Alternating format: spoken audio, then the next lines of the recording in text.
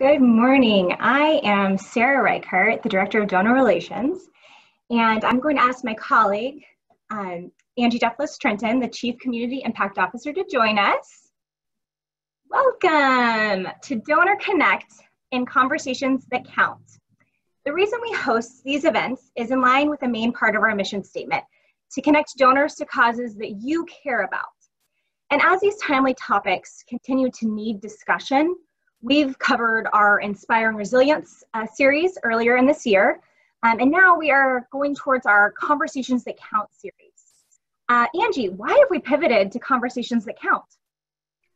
Well, Sarah, I think one of the things that we've heard is that the opportunity to have intentional conversation with donors and with other members of the community has been really helpful, especially in a time like this.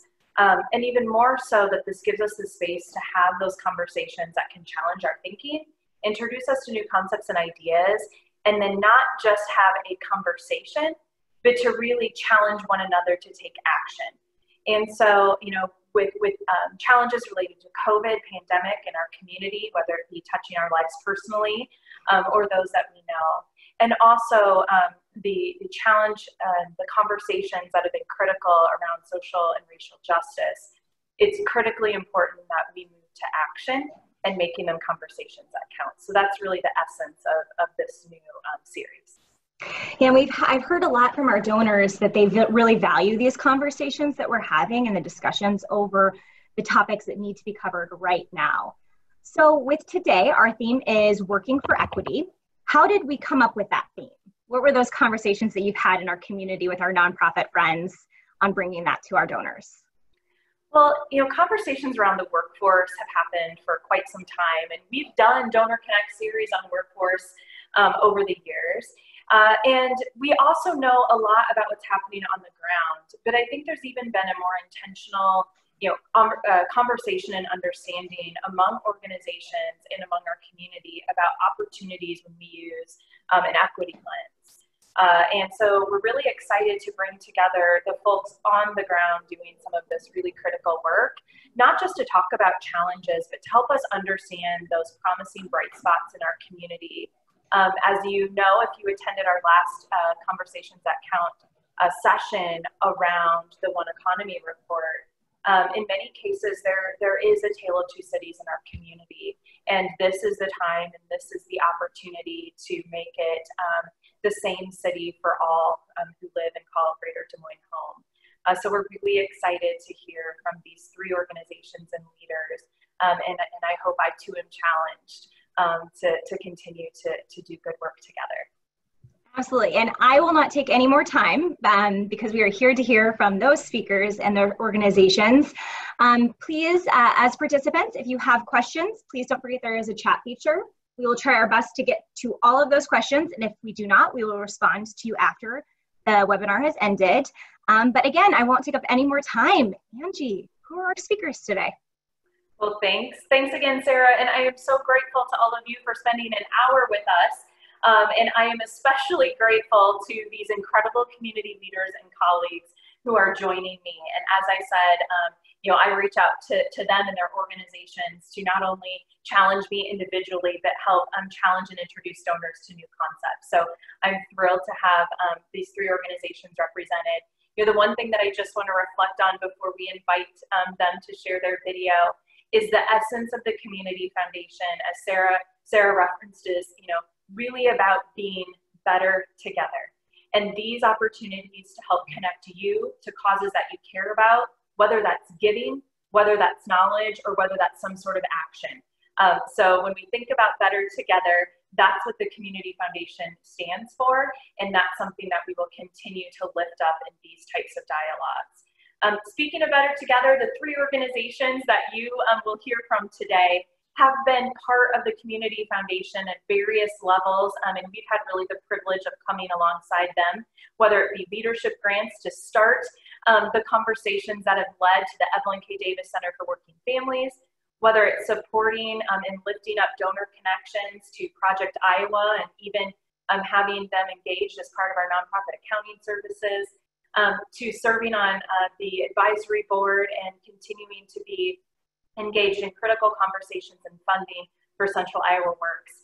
It takes a whole community to move us all forward. So with that, Tom, if you could have our guests make their videos live, I would appreciate that. And I'm going to welcome to the screen, as opposed to the stage, I'm going to welcome Marvin DeGier with the Evelyn K. Davis Center for Working Families.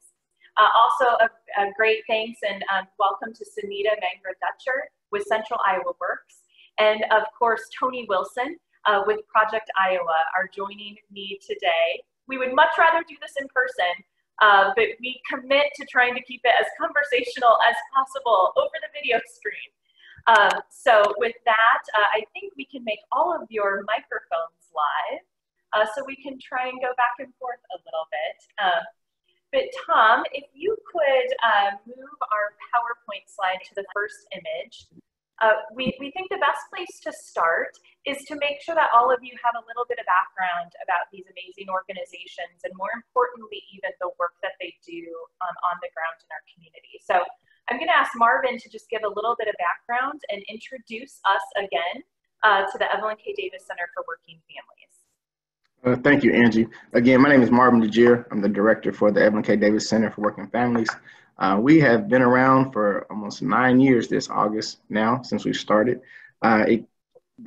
The center itself was birthed, I guess you say, through the first version of the Capital Crossroads, through conversations with the Community Foundation, United West Central Iowa, Des Moines Area Community College, various community leaders and community-based organizations that really came together and thought of this creative, collaborative idea. Since then, we've been able to have a very conservative impact back into the economy, a little over $60 million worth of wages earned back into the economy through job placements and workforce training opportunities, not to mention the thousands of individuals we've been able to help through better education around their finances itself. We are based off of the Center for Working Families model. Again, it is combining our 3 core services of connecting people to income work supports, teaching financial education and asset building, and then connecting people to whatever workforce training, sometimes just help with a resume to get to a livable wage career. I always think, Marvin, I just want to underscore, in 9 years, the $60 million in wages. And I think it's easy, as we'll talk about in a little bit, to hear data and let it pass through. I think it's even more important to hear data and let it sink in, and in particular to let it sink in and understand what that means for families, but also what that means for our community to continue to leverage and lift up opportunities to make that an even bigger number.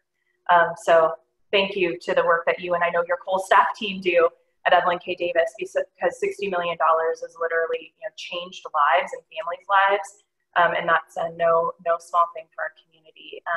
And it's done a lot in partnership. It's all about partnership in Central Iowa, thankfully. And so that brings me to our next panel member, and I'd love to have Sunita Mangra-Dutcher just give you a little bit of background about really a partnership in and of itself through Central Iowa Works.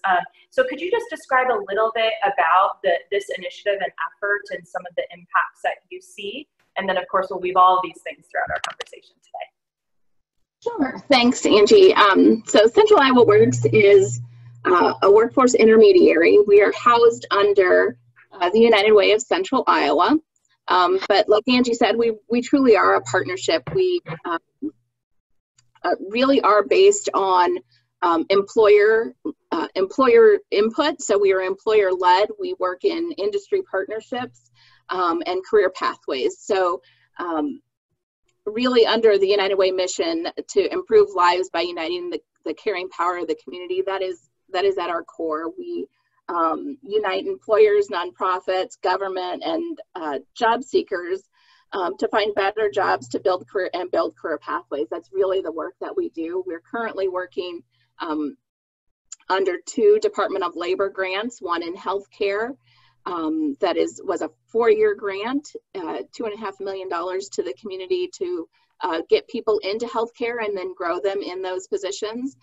We also have a reentry grant that is working through the Department of Labor to get people trained while they're in prison and then come out into the community to find good jobs and stay employed. We're also doing work in the retail sector where we are building retail partnerships with employers and building essentially a thriving workforce. So we have a thriving workforce initiative to really for good jobs, quality jobs in the community. Thanks, Anita. You know, having had the opportunity to be at several conversations at the Central Iowa Works table, you know, the thing that I'm always struck by is the nimble nature of the workforce partnerships that you've been able to, as a network, activate. You know, I think about you know, whether it's a grant coming down through HealthWorks, but also some opportunities to really lean into leadership growth within particular sectors. And I know we'll talk about that a little bit more, particularly the leadership pipelines that you're working to build within the healthcare space. But knowing that that's sort of one of the key components, with Central Iowa Works, it also makes me think about the connection then to what's happening with Project Iowa. And Tony, I know at Project Iowa, you focus so much on really helping people not just connect to a job, but connect to the right job that connects with an individual's values. And, you know, I think that does so much for our community and for our workforce.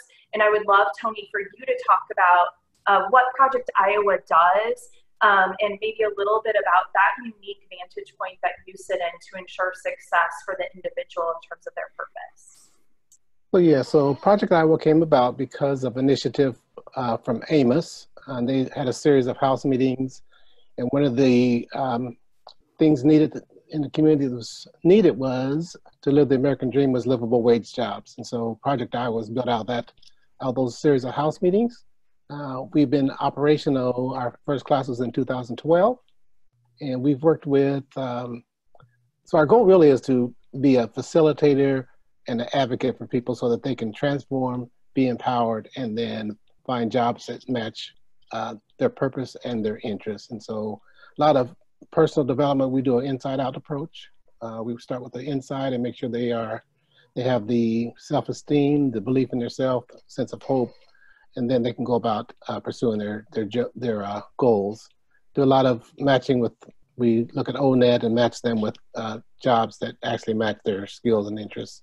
So it's really a one-on-one. We do a lot of ally work, advocacy work with them to help them make sure that where they're going is where it's going to be to a job that's going to match.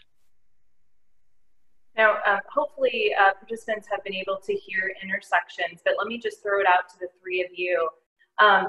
How critical is partnership in the workforce space, especially when we think about vulnerable populations or maybe marginalized communities and engaging them in meaningful, thriving employment opportunities in Central Iowa?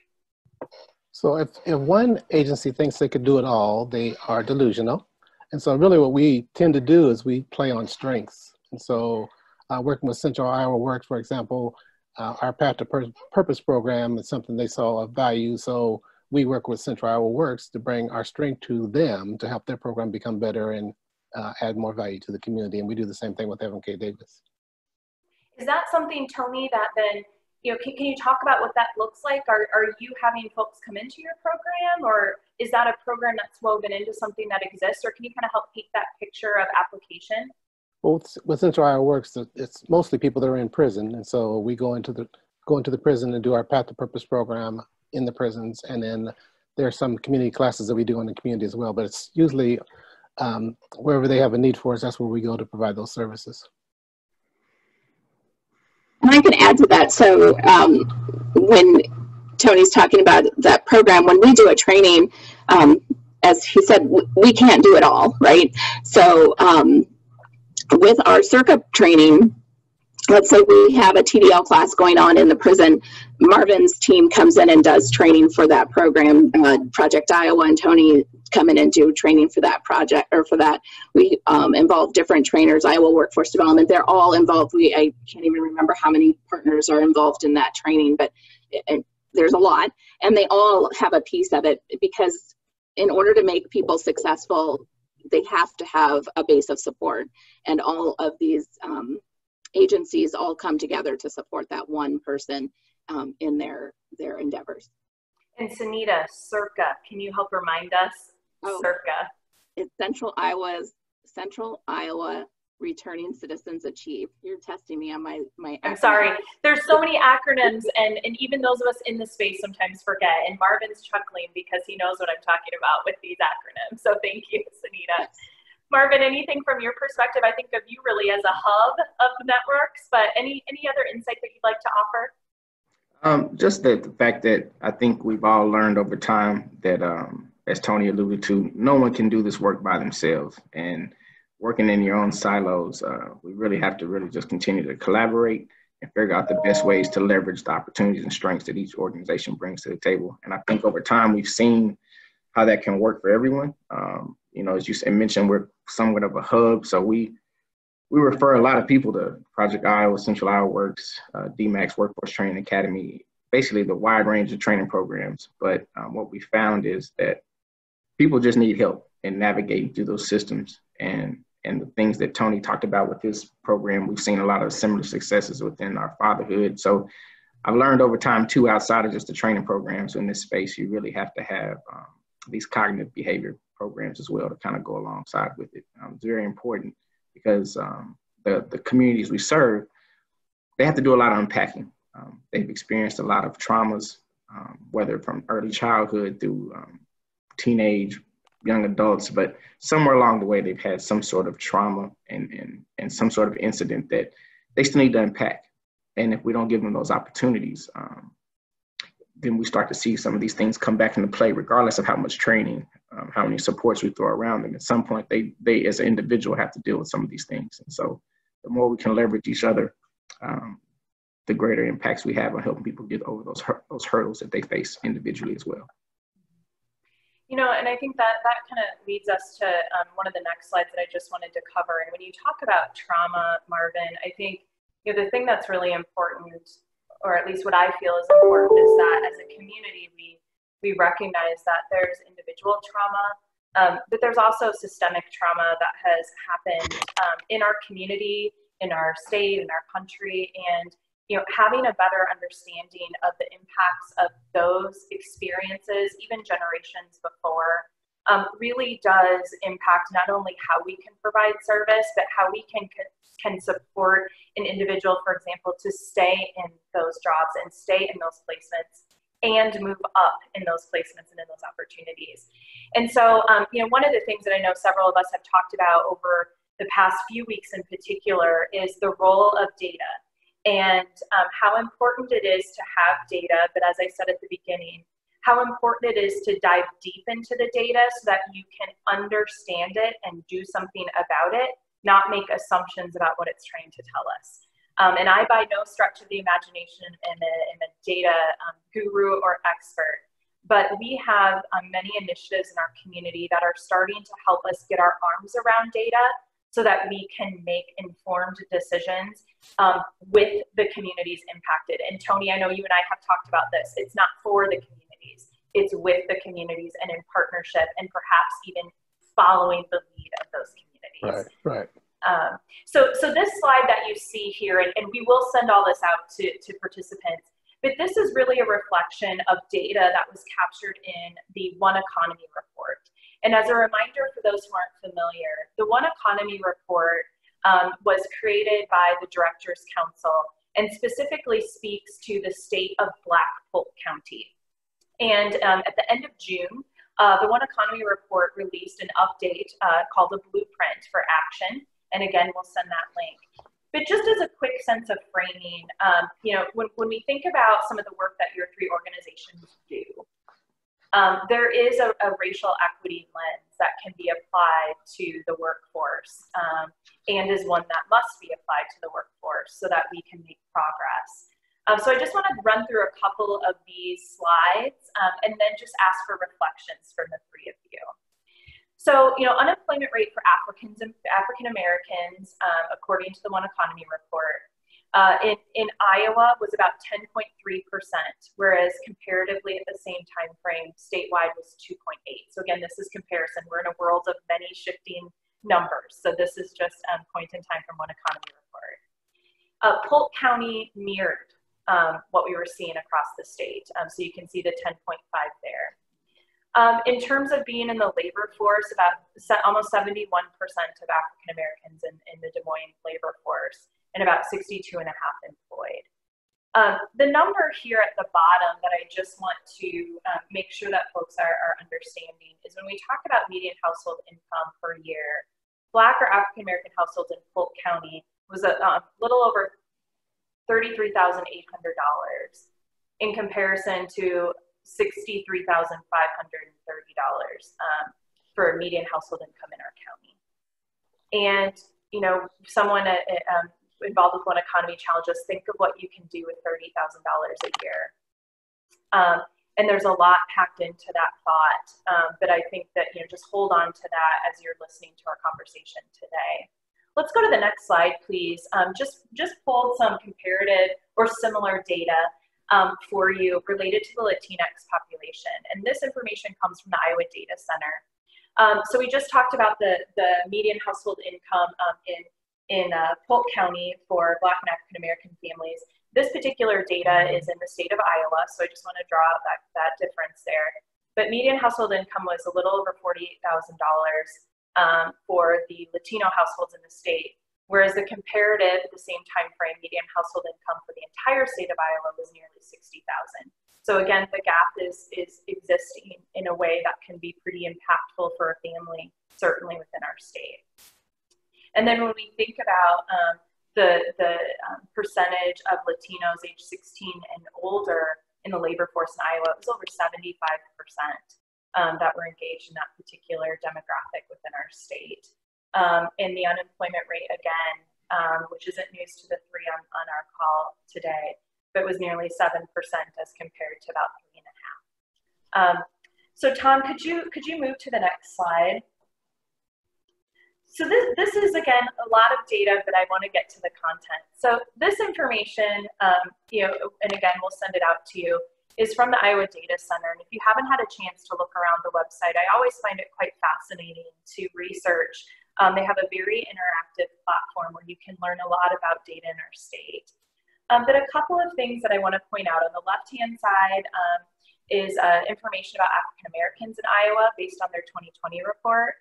And on the right-hand side is information on Latinos in Iowa based on the 2019 report. So I do recognize there's a year difference in the data release.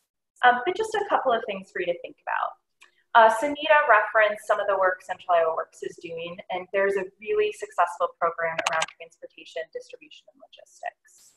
So if we just take that concept around transportation, within the state of Iowa, about 12% or so of our workforce is employed in that particular space. African Americans, it's almost 33% that are employed in distribution and logistics, transportation. In the Latinx population, a little over 26%. And then we think about the service industry, and especially related to COVID, and really seeing the service industry in many cases as those essential frontline workers necessary to keep us all moving and going in our state. About 16.5% of our entire workforce was in that service industry in the state of Iowa. Little over 24% of African Americans find themselves in the service industry, and about 23.5% of the Latinx population in the service industry. So, you know, when I think about the impact of workforce and the pipeline, I think that there's a lot of opportunity to engage, and the work that you're doing is helping us get there. Tom, could you end the slides, and let's just open it up for a little bit of conversation with the three of you about when you think about the data, when you think about the challenges with the racial equity lens, what comes to mind that you wish our community might reflect on more intentionally about challenges for people of color, Black and Indigenous folks in our community? I'll jump in there. You know, just looking at the statistics alone around unemployment, I had the opportunity to serve on one of the state committees around unemployment, and particularly around minority unemployment. And unfortunately, as you can look around the state and within the 99 counties, if you show me the unemployment rates, I can show you the largest minority group in each county, because they're going to typically have the largest unemployment rate in that county in the state, unfortunately. And as you can see, even with the the Latinos being at about 6.8%. Every minority group in the state of Iowa is at least 2 times or higher unemployment rate than the current rates that we see. So you can't deny the fact that there are some disparities. Even within the One Economy report, I happen to serve on that Directors Council as well. And even as the numbers increased, or I say decreased in unemployment, and wages increased from the previous report, the disparities didn't change. Everything for unemployment was still at 4 to 5 times higher than whatever the state rate was, or the county rate, or the city rate, whatever rates you want to compare it to.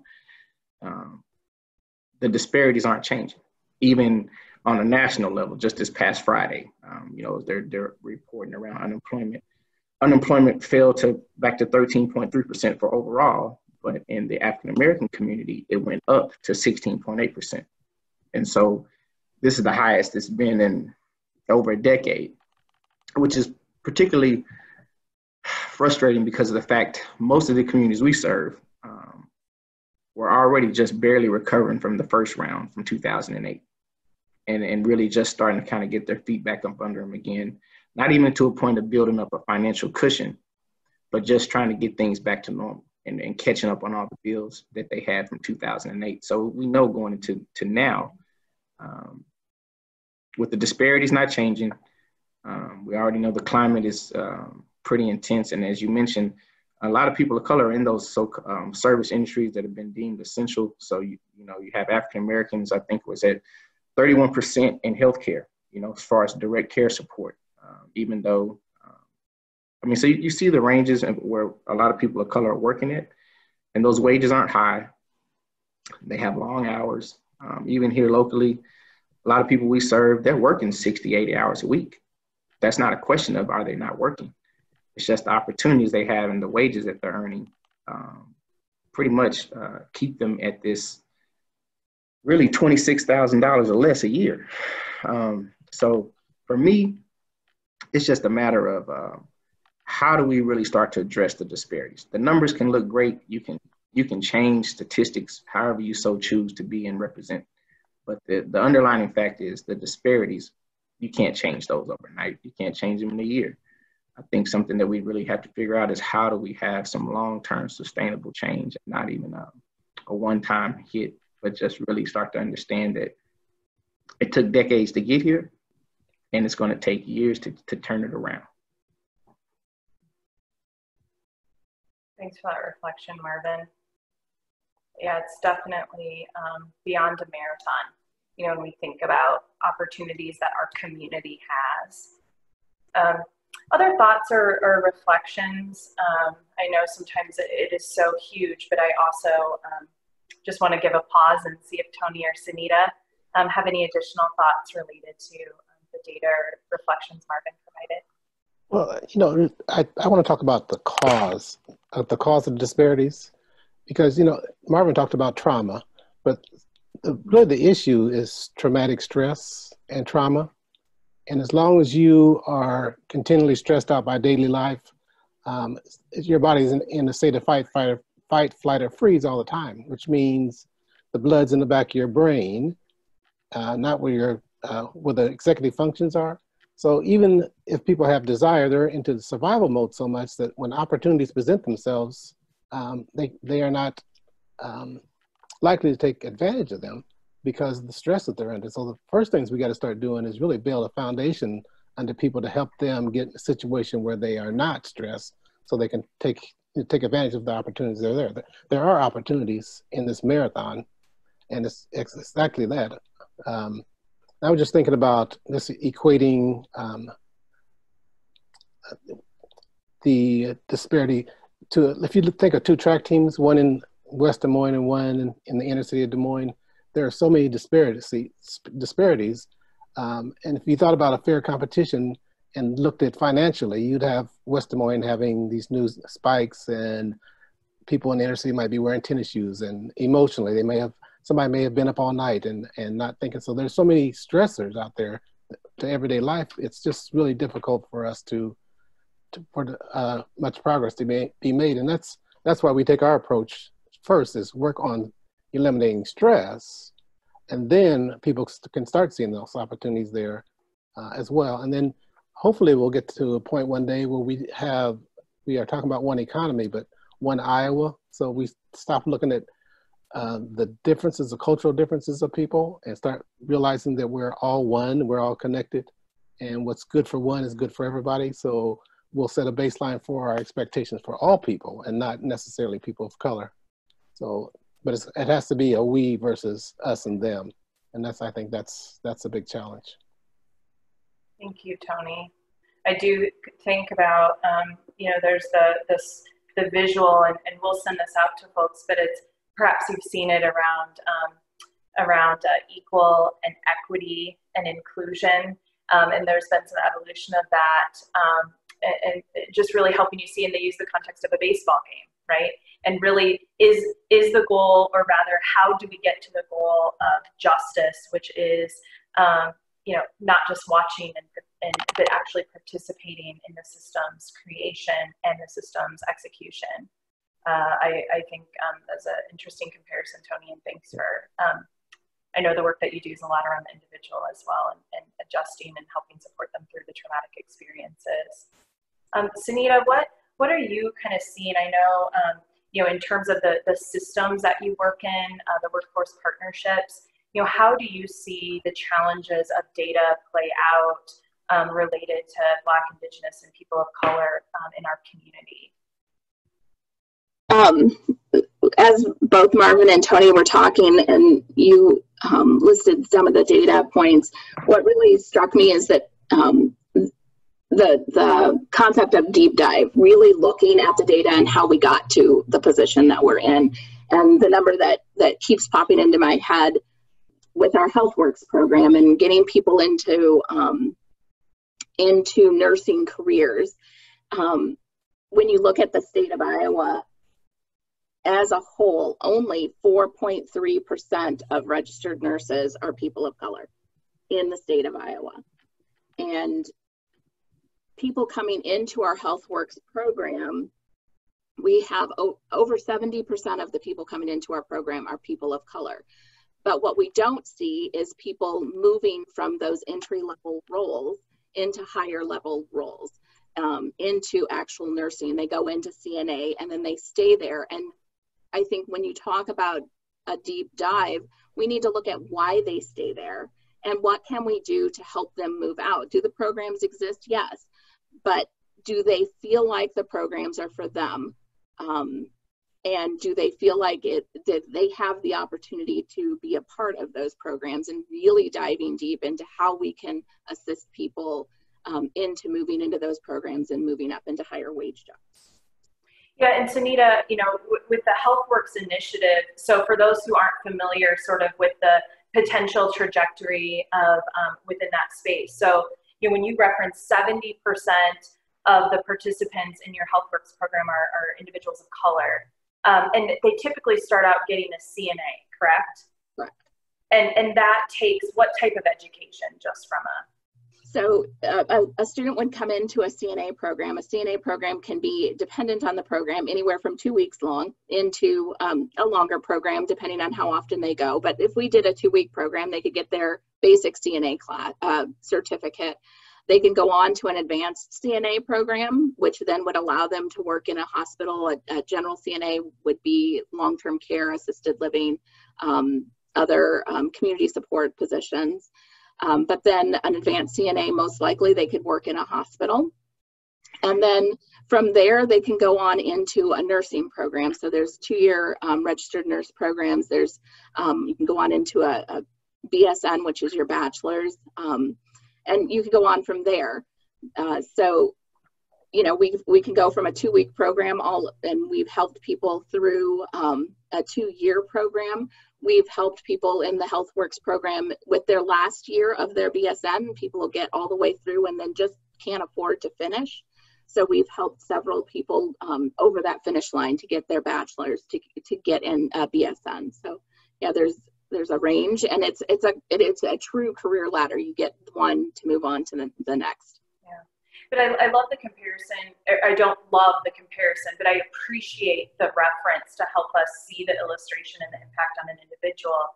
you've got 70% individuals of color starting in that process, but ultimately we've got less than 5% of our RN population in the state, individuals of color, and the vast gap that presents from, you know, educational attainment, but also the earnings, really the lost earning potential and the lost impact that our community is facing because we've missed opportunities to support folks who may have that as part of their goal. Certainly not everyone does, but for those that do, really, how can we support them in getting there? You know, Tony, you had talked about, and I so appreciate the framing that you talked in terms of the trauma and the traumatic stress and the impact that has on the individual in their employment journey, but then the impact that has on their families. And you talked really about this fight or flight. And, you know, one of the questions that I hear sometimes is, well, these programs are out there, just people aren't accessing them. They're not succeeding. What do the three of you say to that? Because I know you've heard it. So what do you say to that? Help us understand. So I'll go first, and then these guys can build on that if they want. But like I said, if I'm stressed out, so I decide I'm going to enroll in the CNA program. So I decide I'm going to do that. And as soon as I get ready to enroll, my car breaks down, and so I don't have transportation. Or my son gets in trouble at school, and so I have to miss the classes. And so there's all these resources that are missing, support mechanisms that are missing, that middle class has that people in poverty do not. For example, if I woke up in the morning and my car didn't start, I would call AAA and they'd come and start my car and I go to work. If I was low on resources and my car wouldn't start, then I got to find a ride. Then I got to have a support system if I don't have a good support system. So it's really lack of resources to sustain them as they go through this journey. If they don't have those resources, then success is really minimized. And still more stress. If I'm so busy trying to survive, I'm not worried about a program because I got to figure out how I'm going to eat. So I'm going to go to work tonight. I don't have time for a class. I got to feed my family. So it's lack of resources really is, and stress is at the foundation of a lot of this, why people don't participate. I'll add kind of similar. I've always said working with, you know, various community college students and even just those that are participating in these programs, they're just one flat tire away from disappearing. And when I say that, like Tony alluded to, that one flat tire that morning would cause them to miss work, miss training, possibly miss a test as far as a final exam. And the repercussions that they have to deal with from missing those programs and missing that class start to send them down a spiral that sometimes takes them years to recover from, just from one flat tire. Another part of it all is that just lack of, you know, resources. You know, a lot of people say you know, you could pull yourself up by your own bootstraps, along with that same frame of these programs are out there and available. But a lot of times people forget the fact, and I think Martin Luther King said it himself, what if they don't have any boots to pull up from the beginning? I think people forget that based off of what we've seen really live in effect now is that there are a lot of things that have, from systematic racism, whatever you want to call it to be at this point in time that you feel comfortable with, things have been set in place from the beginning. And so people of color going through these trials and tribulations before they even get out of high school are typically set back to a point to where by the time we even get them to think about careers, training, the deck has been stacked against them so much already. And I say that just even looking at the one economy report we had before, just even in the urban core that we serve, these 10 neighborhoods that were designated as the urban core, you see it was like a 24% difference of just even job opportunities for individuals living in those spaces. So then you combine that with lack of transportation to get to where the jobs are, or just even knowing about where those jobs are. That's another thing we learned. A lot of minority communities aren't connected into the same networks that even have an idea that these opportunities are available, whether it's training, jobs available, they're not connected. And a lot of times people, if you think about it, when you found out a job or something was available, you pick up the phone and call one of your friends or somebody in your network and refer them to that job. People of color in these spaces, they don't have those networks. They don't have those referrals. They don't have those handoffs. So overall, you're dealing with a lot of things before you even get to the training program. And then even the factors to be successful in that training program, they weigh against them far far before they even walk in the door for that training opportunity. You know, Marvin, as you were talking about this, and there's a question that came in through Q&A that I think I'd like to tee up to you now. When you talked about just the networks, right, and the access to the resources, especially in a COVID environment, when we think about small businesses, and in particular, businesses owned by communities of color, or individuals of color, I'm sorry. You know, sometimes a person's first entry might be in a small business. It might be someone that they know. So even in cases like you just described, an individual of color might reach out to a small business owner, but what if that person wasn't even able to become a business owner? Or what if they weren't able to secure the loans that they needed to sustain during the COVID environment? And I think that creates a real challenge in our community when we don't look at the impact of growing in a real systemic way, businesses owned by individuals of color. So, you know, that's sort of just a lot of context to kind of get to the question and where my brain is swirling right now. But, you know, thinking about even just entrepreneurs or those individuals that have a vision or a passion, Tony, for what they see as their purpose to create their own small business. What is a community, you know, what kind of barriers exist for access to capital to really support them in getting those entrepreneurial connections? And then what kind of impact do you think that's having right now in our community as we look to recovery? Right. So I think, and I'm pretty sure if you all were on the call, I'm pretty sure my wife and Terry, they may have addressed some of those things. But the reality is, even in the midst of the COVID, you had a lot of dollars going out for relief for small businesses. What we know and what we knew before it even started going out the door, that a lot of minority-owned small businesses would be left out of those relief funds, and which is sizing up to be the case in reality as people are starting to run the numbers and look at who actually was provided those supports, even the relief. Because what happens is, as I alluded to, even when it comes to just understanding career opportunities, small businesses and communities of color, because of the disconnects that we have, a lot of them didn't even know about the deadlines to apply for those funds until 30 days later, after the fact. And so we saw in 2008, a lot of small businesses, minority small businesses, go under. So a lot of people I knew really started to try to raise funds, most immediate, to try to address those situations for minority small businesses now. I know Deidre and some others, about 12 other organizations that serve different minority populations within the state, combined to form an alliance to really just focus on raising funds specifically for their minority small business demographic groups. And so when you talk about access, I think in that previous slides as well, you saw where even just as African Americans get denied at a two times of a rate higher than others going to even to a bank just to even ask for a home loan.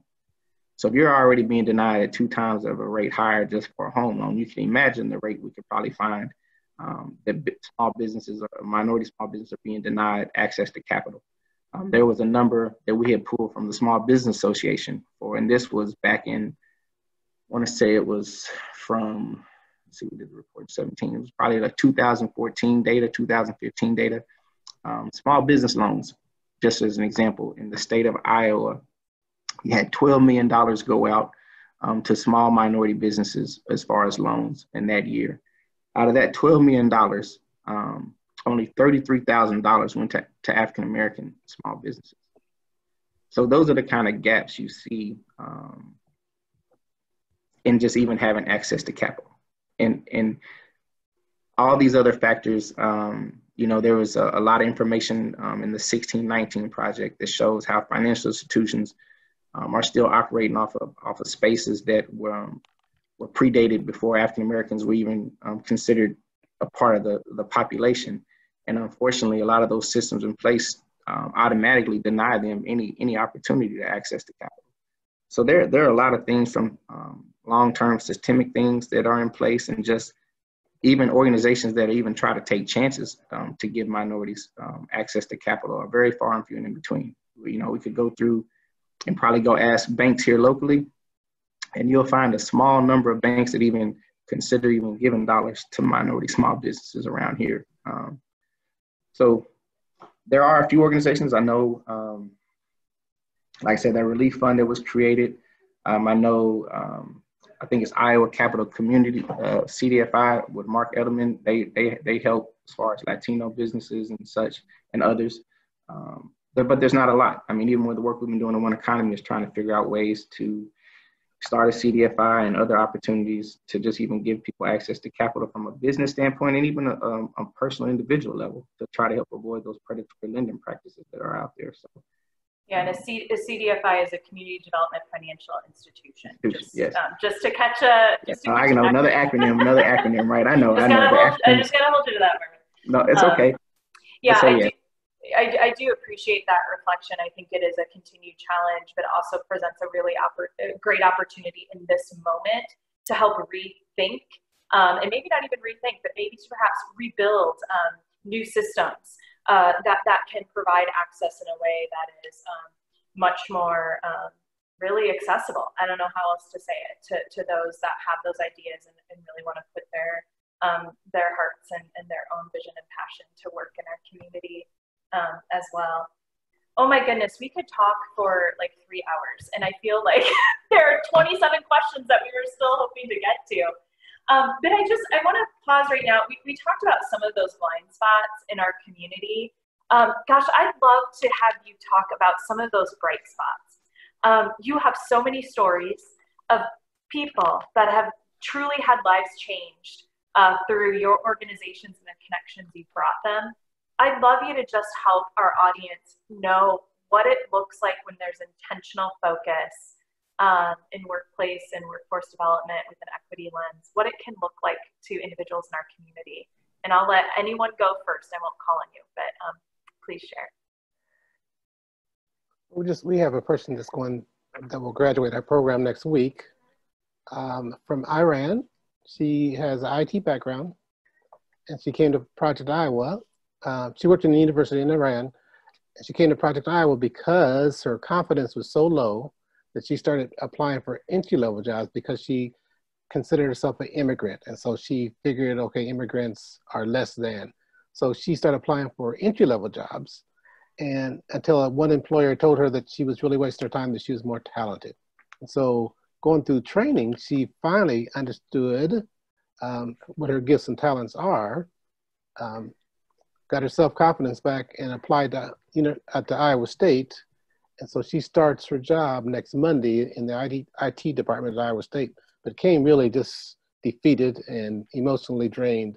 But once she was able to build up her self-confidence and belief in herself again, then she sparkled. It's a great story, Tony. I know you have so many of them. And if you have an opportunity, you're on the call today, if you have an opportunity to attend a Project Iowa graduation experience at some point, perhaps virtual or in person, I would really encourage you to do that. It's transformational. I took my kids to one, and it's really inspiring to see the work and the smiles. So thanks for sharing that story. And our graduation will be virtual, so if anybody's interested, they're welcome to attend. We'll send out that for sure, Tony. Thank you. I can share, and I'm going to read it so I don't mess it up, but okay. It's program. But so one of our graduated nurses of color shared a story about talking to a patient's mother about her interest in healthcare. The woman had expressed that she had always wanted to be a nurse, but as an African immigrant who wears a hijab, she didn't feel that that option was ever available to her.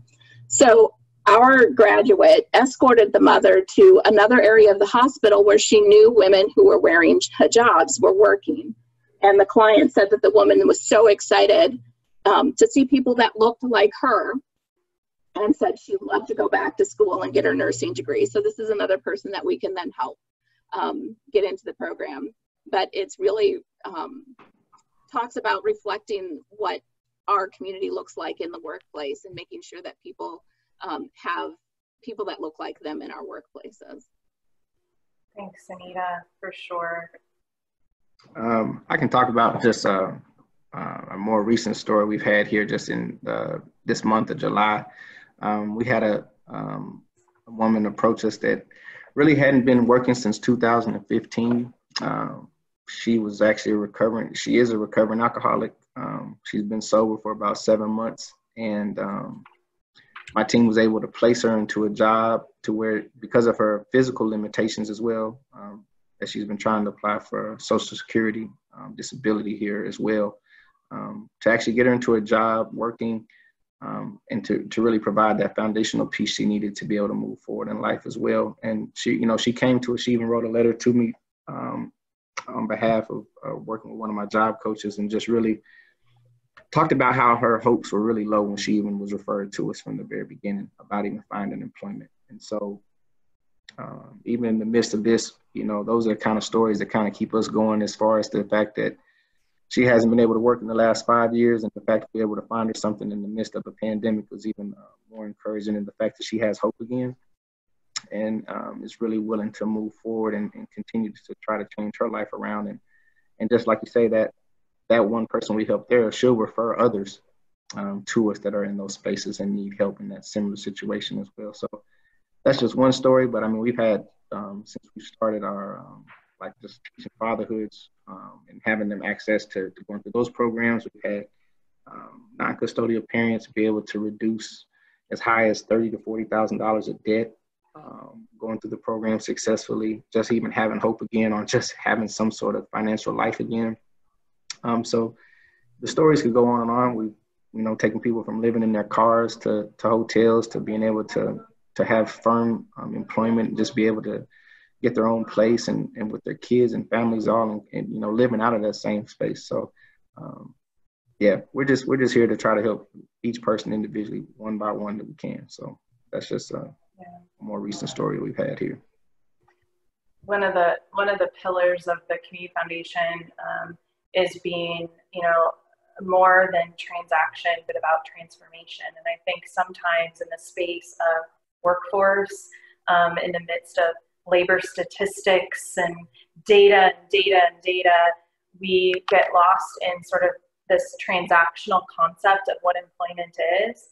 But I think, the examples that you three bring, and others in our community, about how the transformational element of workplace support, addressing trauma, making those personal connections, is really what it's going to take to turn the tide on some of that data that is not what we want reflective of our community. And so I appreciate those stories for sure. We've had a couple of kind of questions come through, and we've woven them in. And I just wanted to say, if there's anything that you've missed, please type that in the Q&A for us.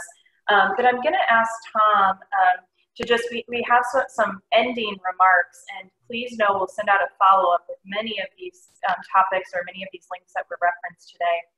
But as Sarah and I began, the intent of these conversations is to challenge us, but to not just leave it as a conversation, but to really make sure that as the donor community, as the philanthropic community, and as the community, we're making them count through action. And so, Tom, if you can move to the next slide, here are just a couple of things for you to think about. And I'm going to thank in advance the three panel members for just kind of helping noodle through some of these ideas for us today. But, continue to learn about issues related to racial justice, and then act. If you're going to take the time to learn, please find a place to act. And that might look very individual for each of you. Mentioned today was the 1619 project. The Community Foundation, along with many other partners, is excited to work toward bringing Nicole Hannah-Jones to our community in the future. Listen to the 1619 project, reflect on what that means. And Marvin gave you a great example of the historical context that plays out today. Dive into the One Economy report. And I love this, thank you, Tony, this idea about knowing is not enough, we must apply, and willing is not enough, we must do. And I think that is definitely the moment we find ourselves in, and what we're hearing on the ground in a very loud way. Learn more about programs. We've been able to have conversations with three incredible leaders in this space. There are other programs, and ask how you can support the efforts. We're happy to connect you at the Community Foundation. But really understand more than the data. Ask for some of these stories. Ask them for what those gaps are. They know what some of those barriers are, whether it's the flat tire avoidance that was described today, or also just some other supports that might be needed through childcare or other types of access for transportation, for example. And then don't be afraid to ask about racial equity when you're having discussions with nonprofit organizations. Ask them how they're leaning into that. Behind me, you can't see it very well, but our community has a For Equity tool.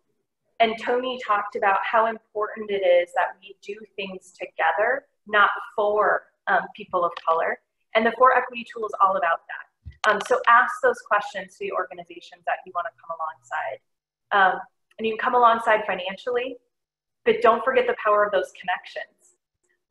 Like Sunita, the example of the African-American woman who talked about not seeing herself in that role, and it was a person who helped her see that. Or, you know, Tony, you gave the example of the individual from Iran. Somebody said to her, don't underestimate the role that you have as an individual to inspire one other person. And I think that is something we too often overlook. The next slide here, a couple of other ideas from the panel to you. You know, reject the us and them conversation and really embrace the we. This is truly where our community needs to go. And we've made great strides, but we have a lot more work to do. And Better Together is a framework that we continue to hold on to. Give. Invest in organizations led by and served by and supporting people of color. Support those leadership development programs. They are out there, we can help connect you. Support the Black, Indigenous, and people of color owned businesses. We'll send you a link to a place where you can start to connect to those that you aren't aware of. Invest in communities and organizations that focus on residents developing resources for their own success. Ask questions about engagement. I know, Tony, you've got great insight at Project Iowa from the people that you serve to help you evolve your programs. Sure. And of course, we're here to help you as well. And then the last piece that I just feel like is critically important and really, you know, is reflected, I think, in some of Marvin's comments about access to capital. Policy discussions when it comes to systemic issues are important. So activate and find a place for yourself to engage in those things. Ask questions about capital, ask questions about policy, ask questions about bills, ask questions about rules, and see if we can create some more action. Just want to give the floor to all of you. Last thoughts or questions or challenges in addition to what I've captured from you here that you'd like to issue to our guests. I just want to elaborate on the we statement. And when we start looking and thinking, what can we do to make this a better community for all of us? I think that's where I think the growth will come from. And one of the things I believe that if people start living their faith and their values, it'll make a tremendous difference, you know, because we are our brother's keeper. And so we start living that, then I think things will get much better. I want to just say, I mean, ask questions, dig deep, look into what somebody's telling you, why something is the way it is. Really start looking at the why behind what's there. I'll just add, really to help kind of change this cycle of generational poverty that a lot of us are combating day by day with the individuals and families we serve. Really look at providing more youth opportunities early. I think a lot of us can remember our first job and how that kind of set the tone, good or bad, what you learned about working. Unfortunately, a lot of the clients we serve, sometimes they don't get their first job until sometime between 18 and 21. What we do know from my own experiences of working with the youth, pretty much by middle school, a lot of times by 8th grade, good or bad, that's what you're going to get for the next 10 years. And that's any child at this point, from what so much things they learn so early. But unfortunately for us, if they don't have opportunities to see and understand what career opportunities look like, I mean, because I've asked kids early on, and by elementary, all kids want to be a fireman, policeman, doctor, whatever that may be. But by middle school, a lot of the kids we serve, those dreams disappear, and a lot of questions, the unknowns, start to add up to where they don't have a clue what's next because they're still trying to just survive each day. Transportation. I've seen a lot of good things out of some of the manufacturing places around Norwalk and others that have utilized HERDA. and some of the opportunities to provide direct transportation to work. Even if you just supply monthly bus passes helps a lot from what we've seen working with our clients day by day, just so they can have that transportation security. And then the last thing, that's really it. Just really more opportunities for youth to really help try to break this long-term cycle that we continue to face day by day. And I think a gentleman had that about opportunities with physicians and such, that if they don't see it, they don't know it to be true, then they don't know it as to be an option. So that's one place you can definitely start for sure to help change the cycle. Well, thank you so much to the three of you. As I said, we will follow up with information to all of our attendees about the work of these three organizations, and then also some additional resources for you that we referenced today. I know that we are a fortunate community that will make great progress because of the leadership of the three of you and those that you serve alongside. And we look forward to continuing to make this critical and important progress. Definitely commit to leaving here today making this a conversation that counts. Better together, again, is something that we all need to embrace, and we all have an opportunity to do that. So thank you so very much. I know there was one question we didn't get to related to access and conversation with clinicians and providers. So we will do our best to follow up via email with that particular question. So thanks again, Marvin, Tony, Sunita, and thanks to all of you. Be safe, have a wonderful weekend, and make this a conversation that counts. Thanks so much. Thank you.